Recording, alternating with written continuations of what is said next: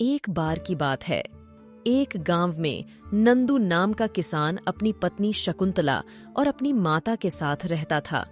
किसान की एक छोटी पुत्री और एक पुत्र था। किसान की पत्नी बहुत घमंडी औरत थी। किसान के बच्चे ज्यादा समय अपनी दादी के साथ ही बिताते थे। किसान की पत्नी का व्यवहार किसान की मां की ओर बहुत कठोर और घटिया था। आज किसान की बेटी का जन्मदिन है। दादी, आज मेरा जन्मदिन है। आज माँ खीर और पूरी बनाएगी। आपको खीर और पूरी बहुत पसंद है ना? हाँ बेटा, मुझे खीर पूरी बहुत पसंद है। तुम्हें जन्मदिन की ढेर सारी शुभकामनाएं। तुम सदा खुश रहो। किसान की माँ ने सुबह से कुछ नहीं खाया था। आज रात को बड़े दिनों बाद पेट भरकर खीर पूरी खाऊंगी। शकुंतला बूढ़ी अम्मा को कभी घर के भीतर नहीं आने देती थी। रात हो गई थी। किसान की माँ बाहर बैठकर खीर पूरी का इंतजार कर रही थी, किंतु कोई भी बाहर खीर पूरी देने नहीं आया।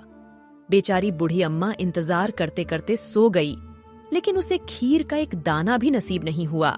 जब सुबह बच्चों ने अपनी दादी से खीर के स्वाद के बारे में पूछा, तो दादी के आंसू बहने लगे।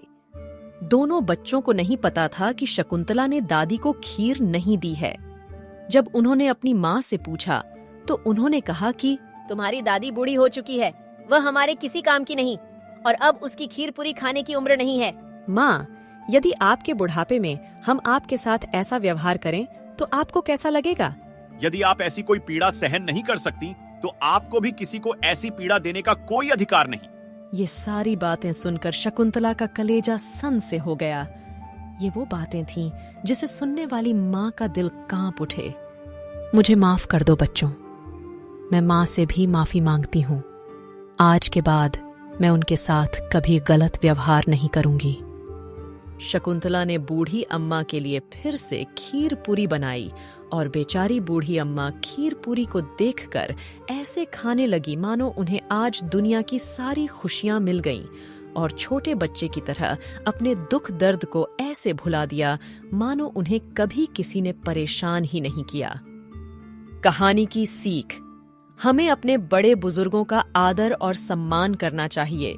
अगर आपको हमारी कहानी अच्छी लगी तो कृपया हमारे चैनल को लाइक, शेयर और सब्सक्राइब करें।